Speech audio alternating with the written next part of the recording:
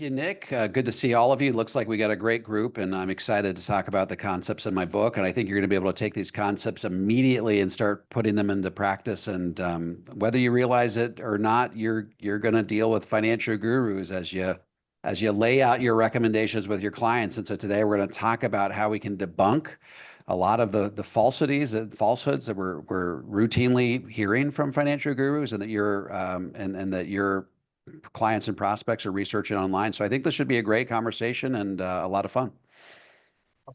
Thanks for joining us. I guess, your new book titled The Guru Gap. What kind of inspired you to write it? I know I follow you on social media, your podcast, your YouTube channel, and so a lot of your time's been spent kind of debunking a lot of those individuals. But I guess what kind of instigated it? Well, I have to tell you, when I first started off in the industry, it was back in 1997 with MetLife out of Salt Lake City. And 1997, that was sort of before Al Gore had really invented the internet. And so when I would make a recommendation to a client, there's only so many things that they could do to vet out that recommendation. They could talk to their father-in-law, they could talk to their neighbor, they could talk to a college roommate, they could talk to a tax preparer. But very rarely would any of those conversations sort of derail my planning process. Well, that was a long time ago. Here we are in 2024, and all of the hard data shows that when we make a recommendation nowadays, that our clients and prospects are vetting out that recommendation by going onto the internet 90% of the time. And when they, for example, research IUL, or they research fixed index annuity, or any kind of annuity really, which names are going to rise to the top of that search, that Google search? It's going to be the people with the biggest platforms, the loudest voices, the biggest followings. These are basically mainstream media, financial media personalities. These are our financial gurus. And so in this book, The Guru Gap, I talk about five different gurus. I talk about Dave Ramsey. I talk about Susie Orman. I talk about Ken Fisher, particularly when it comes to annuities. I talked about a guy named Clark Howard, who back when I graduated from college, he was like the Dave Ramsey of the world. He was on every single radio station. He had a really big footprint, and he still has a big footprint today. And then I also talk about a Johnny-come-lately on the scene by the name of Ramit Sethi. He's got a Netflix special. He's got a best-selling book, sold 3 million copies. I Will Make You Rich. He's sort of the anti-advisor guru. He says you can do everything by simply listening to me. And so what are these, let's say that you make a recommendation for IUL, for example, and they vet that out online, what are they going to see? Well, Dave Ramsey will say something to the effect of 100% of cash value life insurance sucks 100% of the time. The only person that would ever do it either hasn't researched it enough, or they're an easy dupe. And if you have a cash value life insurance policy, you are to surrender it immediately. Take the proceeds, no matter how big the surrender charge is, by the way. Take the proceeds and buy a term life insurance policy from Zander Insurance. Susie Orman says, if anybody ever tries to talk to you about cash value life insurance, you are to shut the conversation down immediately and never work with that person again. Clark Howard says, he says, the only person that would ever try to sell you a cash value life insurance policy is a money-grubbing, commission-hungry life insurance salesman. It's a steaming hot pile of garbage. Don't touch it with a 10-foot pole. And then, Ramit Sethi, he's not really, I don't think he knows a lot about this, but he simply condemns it, calls it a scam, says that if someone tries to sell it to you, they're a fraudster. And so the cumulative effect of all of these critiques is to sort of paint all of us as that Nigerian prince who just inherited $1 billion and he wants to give half of it to you.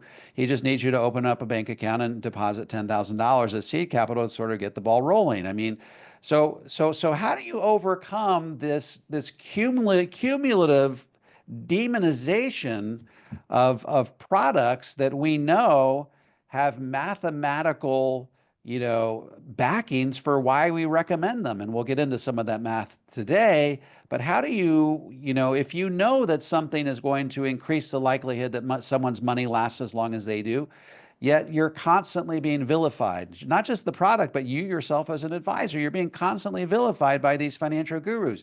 How do you combat it? And so one of the purposes, one of the inspirations behind this book was to equip you with a tool that you can use to inoculate your client against what they are likely to see online when they research your recommendation, to sort of preemptively insulate and shield them from all of that rhetoric, that nasty rhetoric that they're likely to encounter when they do that Google search. And so really, this is my best good faith attempt to try to equip financial advisors like everybody on this call with the tools necessary to be able to take math, concepts that are rooted in math and actuarial science to our clients, and simultaneously insulate them from all of the bad rhetoric and bad advice they're likely to see online. So that's the main inspiration here.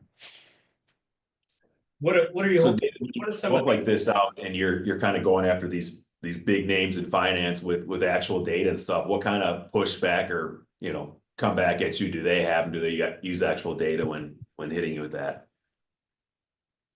So are you asking if the gurus themselves have come after me? Is that what you're asking? Yeah, when you put out a book that's basically going after kind of their way they recommend and do it, do they come back after you, and are they using actual data when they do it? Well, so it just launched yesterday, so none of these gurus have read the book yet, but I will tell you that I did during the writing of this process, the writing of the process of writing the book, I did get a cease and desist from one of the gurus I mentioned. That I do, and one of my very favorite parts in the book, I felt compelled to take out because I just wanted to avoid a lawsuit. But these folks have really, really deep pockets, and these are the behemoths of the financial world. And so it takes a bit of courage to write a book like this, because I'm still waiting for the other shoe to fall. I mean, these books only got shipped out yesterday. We've sold about 8,000 books so far in this first week, and so they haven't been able to bring to bear much math at all to counter what I'm saying, because there's 4 decades of academic studies that undergird everything that I talk about in the book. There's the most famous study is the recent Ernst & Young study that basically they study three cohorts of investors. They study people who just use investments alone.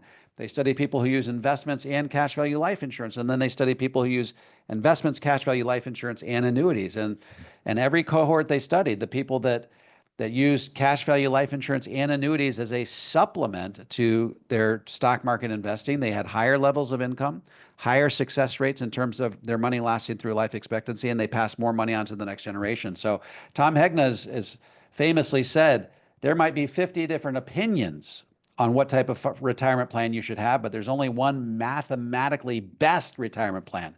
And every single time, that best retirement plan is going to include cash value life insurance and annuities. And so I haven't gotten a lot of the feedback yet. I'm actually looking for some responses. One of the reasons I hope this is a New York Times bestseller, and we're getting very, very close, is because I want to elicit a response from these gurus. I want them to confront the math that I have in the book.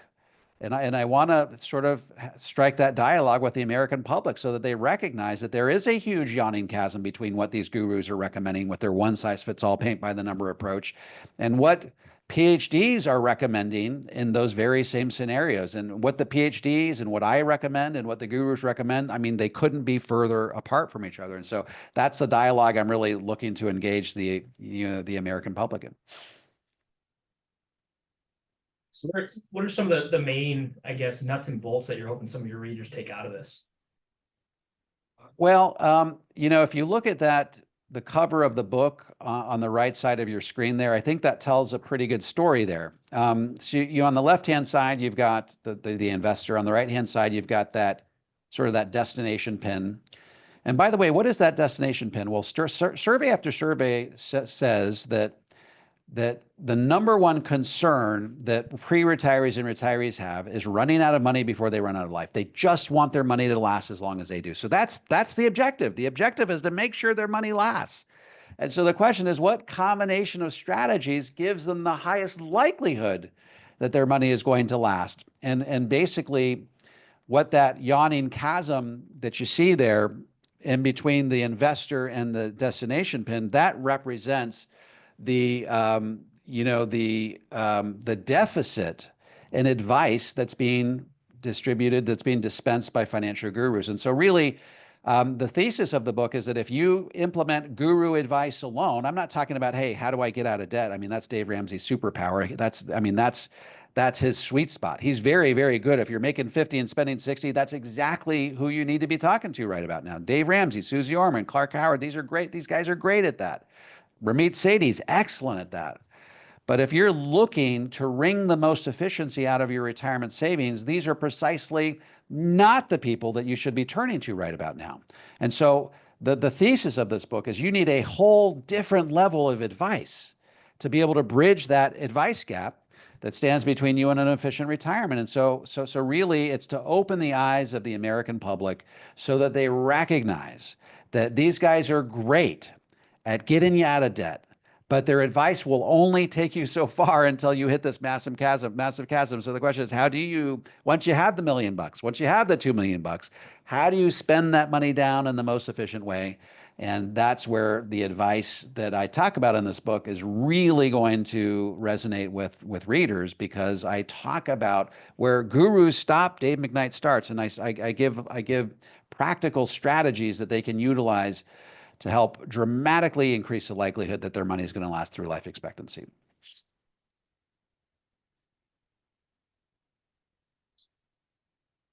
So obviously we have a ton of agents on this call today. Is some of your examples and some of the mathematics in your book something that kind of the layman can grasp as well, or is it something where an agent probably should be the one kind of explaining some of your concepts? Now, when you think about who the main target audience is here, it's like, if you can fog a mirror, this book is for you. I mean, obviously, I want to equip financial advisors and agents with a tool to be able to obviously help people bridge the guru gap and to preemptively debunk what they're going to see online. I mean, that's one of the big goals. But the other goal is really to make an appeal to the American public. The average American thinks that Dave Ramsey can do no wrong. I mean, Dave Ramsey is everybody's favorite guru, but little do they realize that Dave Ramsey's retirement advice, at least, is rife with mathematical errors. And so it's written in a very down to earth, like if you felt like Power of Zero is an easy read, most people tell me that they like the Power of Zero because I take inherently complex concepts and distill it down into basic everyday language. I do the very same thing in the Guru Gap. I take what I think are in some cases, some complex strategies, and I distill them down into a very readable form. But really, at the end of the day, we need to convince the American public that financial gurus do not walk on water, and that when they dispense one size fits all, I mean, basically the goal of a financial guru is to take an inherently complex concept that's important to retirement and distill it down into a 10-second soundbite. That's what they do. So for example, Dave Ramsey says 100% of cash value life insurance sucks 100% of the time.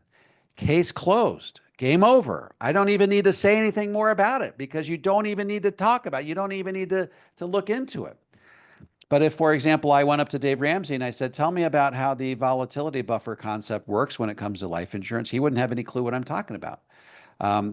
Just to give you guys some insight here, the recent Ernst & Young study says that if you use cash value life insurance as a volatility buffer, you can increase your sustainable withdrawal rate on your retirement savings by double, from 4 to 8%. What does that mean? That means if you can save 3 to 5 years worth of living expenses within your cash value life insurance policy by day one of retirement, and then in the year following a down year in the stock market, pay for your living expenses out of your cash value life insurance policy, what that does is it gives your stock market portfolio a chance to recover before you take further distributions. And that act alone will take your sustainable withdrawal rate from 4 to 8% with a 95% likelihood of success. And so really the goal here is to engage the American public about strategies.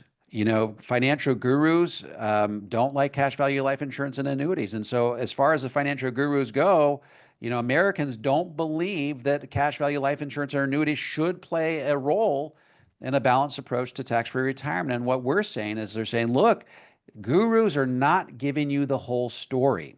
And so we're trying to really engage the American public in a conversation here that they need to avail themselves of the full financial toolbox if they really want to have a high likelihood that their money is going to last as long as they do.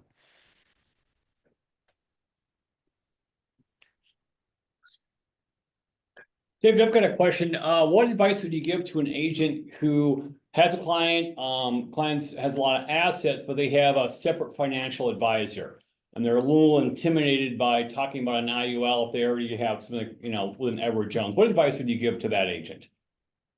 Yeah, so I mean, chances are if it's an Ed Jones guy or even a Merrill Lynch guy, they're going to be largely in line with what the gurus are saying. Okay, so what is the general approach of the Ed Jones guy or the Merrill Lynch guy? It's the stock market based approach. Okay, what is the stock market based approach? The stock market based approach says build as much money up as you can in the stock market. Okay, save as much money as you possibly can by day one of retirement. And then once you hit retirement, constrain yourself to a little tiny itsy bitsy withdrawal rate, typically 4%. Some experts are saying that's as low as 3%. So if you have $1 million by day one of retirement, the most you could take out is probably 4% per year, adjusted every year thereafter for inflation. Well, that is the most expensive way to save money for retirement. Okay. And most people who are clients of Ed Jones or Merrill Lynch don't really understand that. When you intentionally exclude annuities and cash value life insurance from your recommendation, which is what the Ed Jones and the Merrill Lynch guys do, along with the gurus, then you don't have any other choice. You are a prisoner to the 4% rule. You can never take more than 4%. Well, guess what? If you can include cash value life insurance and annuities, you can take as high as 8%. And I give an example in the book. The example I give in the book is if you follow Ken Fisher or any of these other guys, you save $1 million for retirement. You can only take out $40,000 per year adjusted every year for inflation. Well, if you use an annuity, for example, you can get the same level of income adjusted for inflation for only $675,000. And what that does is it frees up an extra $325,000 with which you can do some really interesting things. You can buy a cash value life insurance policy that doubles as long-term care. You can build a discretionary fund that's going to help you pay for, those emergency funds over the course of your retirement. And so I think that if we just need to give those clients, those prospects, something to think about. And we have math and actuarial science on our side. We need to leverage all of those concepts. And I think that a great way to do this, if you want to set the table for a conversation like this, is give them a copy of this book. Because generally speaking, gurus align pretty closely with Merrill Lynch and Ed Jones types of advisors. And so I always like to use the line, hey, Mr. and Mrs. Jones, the other day I was reading this book. As I was reading it, I couldn't stop thinking about your situation. Do me a favor, read the book. I'll call back in a week. Let me know what you think. And you keep calling back, you keep calling back, you keep calling back till they actually read the book. And now you got something to talk about. Now you've piqued their interest. Now you've given them some math and actuarial science that they can chew on. And I think that's a much easier way than simply trying to say, hey, take a look at this IUL. And now we're all of a sudden combating what all the gurus are saying about IUL. It's just not a very easy way to go about doing it. I think you've got a very proven marketing approach is to leverage the expertise of a third-party author. So it's a great way to set the table for a conversation and a great way to just pique the interest of your clients. Nice. Go ahead, Diego. Was there anything? Somebody asked if I'm planning on releasing this book in Spanish. Actually, Power of Zero is actually there's a publisher that's going to publish that in Spanish probably within the next year or so. So we'll take these one book at a time. For right now, the Guru Gap is just going to be in English, but we'll sort of see how it goes. So when you're doing the research and you're talking about the advice from all these different gurus, do you have some of the good advice, bad advice you see from them that is in the book you could kind of share? Yeah. One of the things that really surprises you when you write a book like this is you've got to research everything that these gurus have ever said on a given subject. So you've got to research their books. You've got to research their website, their blogs, their call-in shows. you've got to really do your homework. And when I did a deep dive on all of these gurus and what they've said about a variety of subjects, the thing that really surprises you is just how bad their advice is. In fact, it's even worse than you even thought initially when you undertook to write the book. And I'll give you an example. I'm obviously a big fan of Roth conversions. I think Roth conversions are a big part of helping people get to tax-free in retirement. But when I did a deep dive on what Dave Ramsey says on Roth conversions, I was really shocked about what he said. And just to give you an example, Dave Ramsey says that if you're within 5 years of retirement, you should never consider doing a Roth conversion. And, you know, Wade Pfau, who wrote the foreword for my book, I think he's one of the brightest minds in the retirement planning space today. When he read the manuscript in preparation for writing the foreword, he said, I had no idea that Dave Ramsey believed that. He says, that is just wrong. He says, it's 180 degrees wrong. If it were any more wrong, he'd be veering his way back towards right again. I mean, that's how wrong he is on this. He says, there's lots of scenarios, you know, particularly when you approach retirement. In retirement, your tax bracket will fall, and that's the perfect time to consider doing a Roth conversion. Dave Ramsey says, don't do a Roth conversion unless you have the cash with which to pay the tax on the Roth conversion. Wade Pfau says that's also wrong. There's lots of scenarios when you should do a Roth conversion if you don't have the cash on hand to pay the tax. Dave Ramsey says never do a Roth conversion if you bump up into a higher tax bracket. And I say, well, if you're in the 22% tax bracket, you absolutely should. You know, it would be a sin to not bump up into the 24% tax bracket, because for only 2% more, you get to convert an extra $180,000, and 24% is still lower than the future version of the 22, which is 25. I mean, so this is like, you know, lawsuit worthy type advice that's being dispensed by some of these gurus. And, you know, the same holds true for their takes on cash value life insurance. It's much easier to debunk their takes on cash value life insurance because their critiques of cash value life insurance are so superficial. It's simply, it sucks 100% of the time. 100% of cash value life insurance sucks 100% of the time. And you talk about an unnuanced piece of advice. And I give 3 examples in the book of where cash value life insurance mathematically will push you further ahead. I talk about comparing an IUL to a stock market portfolio in a taxable account. I talk about the scenarios in which you should replace your bonds with cash value life insurance. I talk about using cash value life insurance as a way to pay for long-term care in the most efficient way. And I talk about using cash value life insurance as a volatility buffer in retirement. So, you know, if you're looking for ammunition against gurus and you're looking for math-based implementations for cash value life insurance and annuities, this book is going to be, I think, right up your alley.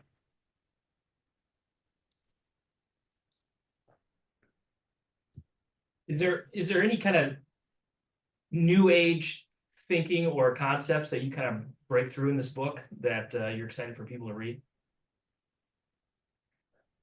You know, I don't think there's anything new under the sun. I mean, the thing that's new about this book is that for the first time ever, somebody's willing to take on the gurus in book form. And I think that that's been sort of really, really tough to do up until now. Yeah, okay. Yeah, so I'm just reading in the chat here. So let me talk about why it took so long to write this book. There's a lot of PhDs out there that have issues with gurus. They have issues with, for example, their recommended withdrawal rates in the case of Dave Ramsey. They have issues with, you know, Dave Ramsey, for example, recommending a 100% stock portfolio deep into retirement. They have issues with Roth conversions, so on and so forth. But a lot of these PhDs are sort of 1 or 2 issue, you know, PhDs, one or 2 issue critics. You know, I've been losing clients and dealing with gurus for the last 15 years. And so I have I probably have a dozen different bones to pick with financial gurus. I don't like the way they recommend people pay off their house. I don't like the way they recommend people pay off their debt. I don't like the way they recommend allocating money in stock market portfolios. I don't like what they say about cash value life insurance or annuities or sustainable withdrawal rates or, you know, so on and so forth. I could go on and on and on. And so, so it took somebody, I think, like me that had 10 or 12 different bones to pick with these gurus, because if you just have 1 or 2 bones to pick, that's only enough to write a magazine article. If you got 10 or 12 bones to pick, that's enough to write a 160-page book. So I think that you had to find someone like me who had really been chafing at these gurus for a long, long time, enough material to actually write a book. And I think you also need somebody who has a platform from which they can launch a book like this. And fortunately, with the Power of Zero and having sold over 400,000 copies over the course of the last 10 years, and as a result, being able to create a relationship with a mainstream publisher, I now have the platform that I can launch a book like this. And so I think the stars have really aligned. And so finally, for the first time ever, this is the first time a book about Dave Ramsey and Susie Orman, Ken Fisher, so on and so forth, has ever been written. It's the first book of its kind. And so I think that is the really, truly unique thing about this book. I mean, other than that, I'm just juxtaposing guru-based strategies versus the strategies that the PhDs have been talking about for years and years and years. I mean, I do talk about annuities and piecemeal internal Roth conversion features, which is what I think I really put that in. I injected that into the public conscience in my book, Tax-Free Income for Life, which is basically this idea that if you have an annuity historically and you wanted to convert that annuity to tax-free, you had to convert the entire annuity to a Roth all in 1 year. And if you got a $500,000 annuity, that means you got to convert the entire thing. You got to realize $500,000 of income all in 1 year. And so I introduced in my book, Tax-Free Income for Life, and I revisit that book in the Guru Gap. Some companies will allow you to do what's called a piecemeal internal Roth conversion, which means you can convert that annuity to Roth IRA in an amount of your choosing over a time frame that your financial plan calls for. And so that's something I talk about in the book, and I think it's a very, very unique strategy that nobody else is talking about. If you start talking about it, it'll definitely set you apart from your competition. But there's really not a lot of new in this book, but what I've done is I've basically taken proven Power of Zero strategies, and I've woven them into a narrative that is simultaneously exposing the viewpoints of these gurus and debunking them all at the very same time. So you're talking tax brackets and stuff before, and I know when you wrote Power Zero, a lot of the early part of the book was just talking about, national debt and tax brackets and where they're changing. As interest rates change and national debt grows, do you have any kind of update or thoughts on what we might see? Yeah, I do have a little bit of an update that I didn't talk about in Power Zero. I talk about in this book, I talk about a very famous economist by the name of Larry Kotlikoff out of Boston University. And he's the foremost expert in the world on what we call fiscal gap accounting. And basically what he does is he projects out over the next 75 years, everything that we promised to pay for Social Security, Medicare, Medicaid, interest on the debt, the cost of running the federal government. He projects out over that same time period what we can actually afford to deliver under today's tax rates. And he says, look, if there's a difference between those two numbers, then your country has what he calls a fiscal gap, and that's your true national debt. He says the true national debt's not 36 trillion. It's not even 125 trillion like a lot of experts believe. It's much closer to 239 trillion. What does that mean? That means that we would have to have $239 trillion sitting in a bank account today earning treasury rates to be able to deliver on everything that we promise that we can't afford to pay. So I really redefine what the national debt is in this book. I also quote a study out of Penn Wharton. And Penn Wharton recently issued the study where they basically say if we don't right our fiscal ship of state by 2040, that no combination of raising taxes or reducing spending will arrest the financial collapse of our nation. I quote David Walker as saying that tax rates have to double by 2030 or we go broke as a nation. So there's lots of new updated, assessments of sort of the cataclysmic trajectory of our nation that's going to really put people on notice, I think, when it comes to the need to start investing in tax-free types of accounts. Nice. David, in your book, do you talk about the effects of inflation? And I'm just thinking, would it change your advice if inflation in a year from now has gone up, or if it looks like it's cooled off and it's at a steady state for the future, or like I said, or if various actions, it's going to get worse and be kind of sticking with us for a while? I do talk about inflation. I talk about it briefly in the section where I talk about the types of risks that are magnified or amplified by longevity risk. Longevity risk is the risk that you outlive your money, and that the traditional approach to mitigating longevity risk is by simply building up a huge pile of money and constraining yourself to a 3 or 4% withdrawal rate. And I talk about how annuities and cash value life insurance can help better than just about any other way, help insulate you from the impact of higher inflation. I do talk about how inflation is going to be higher as a result of quantitative easing, and which is basically a euphemism for printing lots of money. So that is all. It's all very fresh. It's all very updated based on. I mean, I wrote this book in, throughout, March and April of 2024. That's when I wrote this book, and it's still very, very much has a hot off the press sort of a feel to it. So it's giving you really the latest info on the fiscal trajectory of our nation, inflation, and all the risks that people are likely to face in retirement. So when you wrote like Volatility Shield or Tax-Free Income, those books were kind of like practical steps for someone to read and implement.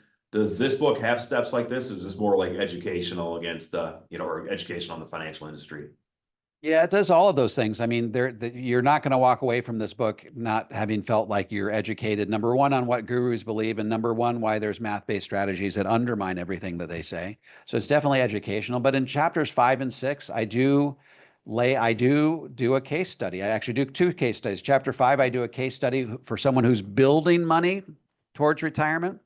And I say, let's compare what the guru would recommend. And I sort of build a composite guru, say, what if we believed what Dave Ramsey believes about cash value life insurance, what Susie believes about annuities, what, so on and so forth. So I build a composite recommendation from a guru, and I compare that against sort of a power of zero recommendation that includes cash value life insurance, for example. And I say, which one is better off? Who spends more money? Whose money lasts the longest? And I juxtapose the 2 recommendations. And the difference between those is absolutely breathtaking. I mean, it's like night and day. It's not even close. And then in chapter 6, I do a step-by-step approach where I systematically compare the guru approach, where you can't do Roth conversions because Dave Ramsey says you're within 5 years of retirement. You can't do annuities because Ken Fisher says no. You can't use cash value life insurance because Susie says no. And you compare that to, a tax-free income for life recommendation where you're allowed to utilize annuities. You're allowed to do piecemeal internal Roth conversions. You're allowed to use cash value life insurance. And once again, the difference is night and day. And I think people are going to really find that those 2 chapters really interesting, because not only do we lay out a case study that gives them a sense for how these concepts might work for them, but we really show the math behind why what we're recommending is the preferred approach. So I think that that's really gonna resonate with people. But at the end of the day, there isn't any one book that can really lay out a step-by-step plan that applies specifically to your situation. And so really the hope of this book is that you hand it out to your client or prospect. And at the end of the book, they say, wow, it sounds like I need an expert that can fashion a step-by-step strategy for me. And they're going to naturally turn to the person that gave them the book, which is you. And so really the goal here is to put you in a position where you are the one that is shepherding them through the process, that they turn to you as the expert, and they look to you for all of that customized, nuanced sort of planning. David, do you have any other future projects or projects that you're working on that this kind of ties into, or where do you see kind of your philosophies going in the future? Well, so I am working on, as you guys know, I write about a book a year, and I'm always cooking something up. And so the next book is geared towards millennials and Gen Zers who don't have the first clue about investing. And I've done a lot of research in this, and what I found is that millennials and Gen Zers, compared to their Gen X and baby boomer forebears, are much less educated about investing and have much less money accumulated by the same age than the Gen Xers and the baby boomers. And this is for a lot of different reasons, and COVID and student loans and all sorts of different things. But really the goal is to be able to lay out a step-by-step plan on how to become a millionaire. And so, for example, someone who doesn't have the first clue about investing, should they be investing in a single stock or the entire market? Should they be timing the market, or should they have a buy and hold strategy? So should they be investing just whenever they happen to scrape together some money, or should they do it in a set it and forget it automated sort of a way? And by the way, not only are they going to learn all these time-tested principles, but I'm going to instill in them the absolute importance that they do it all in a tax-free environment. Why? Because, like I said, most of these guys don't realize that Penn Wharton has said that if we don't get right our ship of state by 2040, no combination of raising taxes and reducing spending will prevent the financial collapse of our country. The tax rates have to double by 2030 or 2032, according to David Walker. These folks are retiring 20 to 40 years in the future when tax rates will almost certainly be dramatically higher than they are today. And so it's step-by-step process on how to build a multi-million-dollar net worth in a tax-free environment. And yes, it will include, based on the Ernst & Young study, a recommendation for a 30% allocation of the retirement savings to cash value life insurance in that volatility shield, volatility buffer type concept. So that's going to be coming out in the fall. Nice. We had a couple questions in the inbox. One was, what do you consider to be the biggest mistake people make when planning for retirement, and how can they avoid it in a constantly uncertain economic environment? Big words. The biggest I think mistake is that people are not saving in a systematic way. I mean, at the end of the day, you got to save at the beginning of the month. It's got to be set in and forget it. The only way to really become a millionaire in the best low hassle way is to be saving in a systematic way. The second big mistake is that they're not doing it in tax-free accounts. They're taking deductions at today's historically low tax rates only to postpone the payment of those taxes to a point in the future when tax rates are likely to be much higher than they are today. So yes, they're saving, but they're not doing it in the right types of accounts. And then I think the third one is they're just based on guru advice or whatever, or Ed Jones advice or Merrill Lynch advice. They're not availing themselves of the full financial toolbox. They're not availing themselves of cash value life insurance. They're not availing themselves of annuities. And so, you got to do all of these things to be able to maximize the likelihood that your money is going to last as long as you do. And that's the name of the game, folks.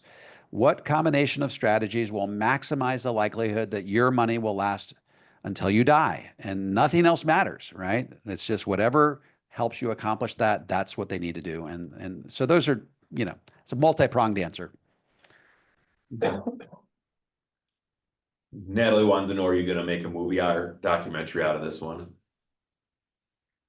Ooh, that sounds like that would be like lawsuit worthy. Like, so, like I said, I've already received a cease and desist from one of these guys, and I'm not looking to do, Power Zero is pretty harmless because I'm not really targeting anybody except the federal government and, their reckless spending, but everybody does that, right? Even the own federal government targets themselves. I mean, Mitt Romney's closing speech in the Senate did nothing but just pillory the federal government for their irresponsible spending habits. So no, probably not. I mean, I'm still waiting for the other shoe to fall with this book because your take on behemoths, financial behemoths like Ken Fisher's worth $7.1 billion. Dave Ramsey's worth almost $1 billion. All these other guys are worth millions and millions. They have deep pockets, vast resources. And they could tie this stuff up in litigation for a long time. So I think the book is probably pushing the envelope already. I think a documentary would probably push everyone over the edge here. David, you've been around long enough and obviously have had some success. How do you overcome, maybe the objection that you're just another guru? Funny you should ask that question. I actually, in my final chapter of my book, I address that. So let me just, rather than try to cite it from memory, I'm just going to read it to you. Okay. So, so this is page 137. Now, at this point, you may be asking the question, hey, Dave, don't you fancy yourself a financial guru? And if so, who's to say I should heed your advice? These are both fair questions. After all, maybe I'm falling into the same types of guru traps I discuss in this book. To be clear, I don't hold myself out to be a financial guru in the general sense. My goal isn't to reach every single American, as is the case with Dave Ramsey or Susie Orman. Instead, I hope to connect with a narrow swath of Americans who have saved well but are looking to maximize their after-tax cash flow in retirement. Simply put, my message is for financially disciplined investors who feel like the broad-based one-size-fits-all advice dispensed by the traditional guru community is either wrong, misguided, or void of the specific strategy required to fully optimize a retirement plan. So really, gurus by definition, I think, are trying to appeal to everyone. I am not trying to appeal to the dude that's making 50 but spending 60. That's not my target audience. I am looking to appeal to someone who has done a good job of saving, but maybe they've saved in the wrong types of accounts, or maybe they've been brainwashed by gurus and they don't know about the full financial toolbox that they can avail themselves of. So really, I'm not a guru in the general sense. I do dispense advice, but it's to, I think, a relatively narrow swath of America. Maybe that's going to start changing with my next book, where I'm dealing with people that don't know the first thing about investing. But generally, at this stage in my career, I don't think of myself as a guru. But even if I did think of myself as a guru, I'm starkly different than the traditional gurus, because I'm talking about the full financial tool belt, if you will, and the traditional gurus do not. And if anyone else has other questions, make sure to type them in, say. By the way, while you guys are cogitating on what your next question is, let me just do this. If I can share my screen, I want to show you guys. It looks like I need to send a request to share my screen real quick. I just have one little slide I want to show you guys. There we go. So a lot of you guys are wondering how to get this book. And I would say the worst thing you can do at this point is to go to Amazon, because if you go to Amazon, you're going to pay $20. In fact, go check Amazon right now, $20. Sorry, it looks like my TV, my camera battery just died. So I'm still here, but my camera battery died. Go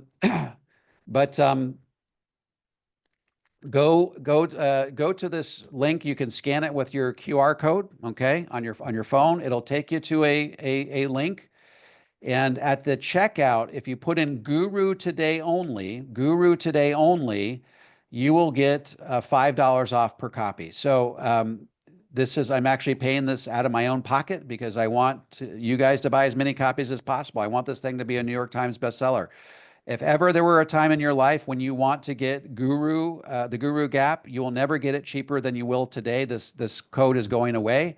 So it's all uppercase, all one word, Guru Today Only. Get as many copies if you want. If you buy 10, you'll save 50. If you buy 50, you'll save 250. If you buy 100, you'll save 500. Buy as many copies as you want. If you want to hand these out to clients and prospects to set the table for a life insurance sale, this is a great way to do so. So I'm going to leave this on the screen here while I change my camera battery. Awesome. I saw another one of your, I don't know if it was social media or webinar, where you're talking about this book, and you were talking about like the bad advice and like withdrawal rates that some of these gurus recommend. And I about fell off my chair when I heard what a couple of them were. If you wouldn't mind, you could hit on that. Yes. Let me see if my camera's back on. Camera is back. Sorry. Say that question one more time. I don't know if it was one of your webinars, maybe it was something on social media when you're doing this book. You were talking about like the bad advice from some of the gurus. You hit on withdrawal rates that one of them recommended, and it was a really crazy withdrawal rate. I can't remember what it was. And if you cited the book or yeah, Dave Ramsey is the one who makes the crazy withdrawal rate recommendations. Most of the other ones are actually pretty good. Ken Fisher, Susie Orman. I actually really like Susie Orman. Susie Orman's a CFP, or at least she was at one point. So she's actually marinated in mainstream financial thought. So I like Susie Orman generally. I don't like her annuity or cash value life insurance approach. All of them are relatively in line with mainstream consensus when it comes to sustainable withdrawal rates. The only one that's wildly out of whack is Dave Ramsey. And he recommends 8%. Sometimes he's quoted as saying 9% or 10%. It's sort of willy-nilly. It depends on the day. But the ones, Wade Pfau, who again wrote the foreword for my book, he's actually done some Monte Carlo scenarios on Dave Ramsey's recommendation. He says, if you have a 100% stock portfolio like Dave recommends, and you take an 8% withdrawal rate like Dave recommends, you will run out of money 63% of the time. It's not even a coin flip. It's 2 out of 3 times. You will run out of money in advance of life expectancy, in some cases as many as 15 years early, if you implement that advice. So it's really, really wacky stuff. And nobody can figure out why Dave says the things that he says. My thesis is that he feels like anything other than that sort of approach would steal hope from people. I mean, if you use Dave Ramsey's approach, you may only have to save $250 a month to reach your retirement goals. I mean, 12% per year and 8% withdrawal rates. If you take the Dave McKnight or the Wade Pfau approach, it's going to be more like $1,000 a month. But guess what? Which one is rooted in math? Which one is rooted in real world reality? It's all right. Let me put that back up there. So people are asking for the code again. So let me just put that back up here so people can see it. It's If you email it to us too, David, we'll make sure we send it out on our recap too. That's great. Yeah, Guru today only, all uppercase, all one word. It is case sensitive, so put that in at checkout, and that'll get you the $5 off. And again, buy as many copies as you can. This is we're sort of pushing this thing over the finish line in terms of making it a New York Times bestseller, and any help you can give in that regard would be amazing. Hey, David. So obviously, I think your books are excellent. They're a great place to start. What are some additional resources that some of our agents can leverage to increase their knowledge and their ability to speak to their clients about some of your concepts? Besides my books? Well, I think a great place to start is with my books. So let's review which ones there are. And I'll go in order in which they were written. Power of Zero, Look Before You Lerp, Volatility Shield. This is actually universally regarded as people's favorite book when they've read all my books, Volatility Shield. It's a cool, heartwarming story with a really neat M. Night Shyamalan twist ending at the end, and will absolutely set the table for an IUL sale. Routinely, people tell me this is their favorite of all my books. So it's a really fast read, and it's basically a short story is what it is. And then Tax-Free Income for Life talks about how the annuity fits into the tax-free picture. And then the Gurus is how do you insulate and shield your clients from what they're likely to see online from these financial gurus. So this is a really interesting book that I'm reading right now. It's called The Psychology of Money. And it basically makes the case that saving money for retirement has nothing to do with how smart you are. It has to do with the psychology and the behavior with which you approach money. And it gives examples of janitors who died with $8 million and, tech executives that had millions of dollars along the way but died broke. It has nothing to do with how smart you are. It has nothing to do with your background. It has everything to do with the psychology with which you approach money. This book has sold 6 million copies since 2020. So the proof is in the pudding. I think I'm only partway through it, but you look at all of the endorsements on the back. Most people universally regard this as one of the best books on just money and saving and retirement. So I'd recommend that as well. Thanks.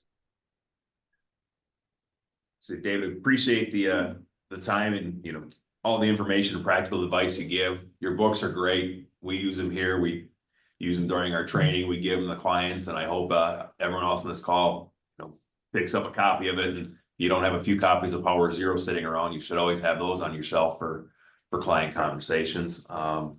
Again, thanks for the time. If you got any closing comments or things you want to hit, appreciate it. No, I mean, keep up the good fight. I mean, I don't know if I said that on this call or not, but my goal is to make life insurance great again, to make annuities great again.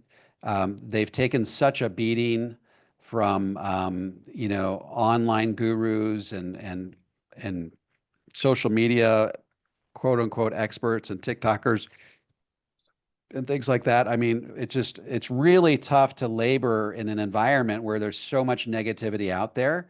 And so I think if we can bring to bear some resources that redeem these two products in the eyes of the American public, I think it's just going to be an easier road to hoe for all of us. And so that's really been my main motivation throughout this entire process, is to give you guys the tools that can shine a bright light on the math and actuarial science that undergirds and supports these types of products, and really redeem them in the eyes of the American public. So hopefully this conversation has gone a long way towards helping you guys to do that yourselves. We are farmers. Bum, ba, dum, bum, bum, bum, bum.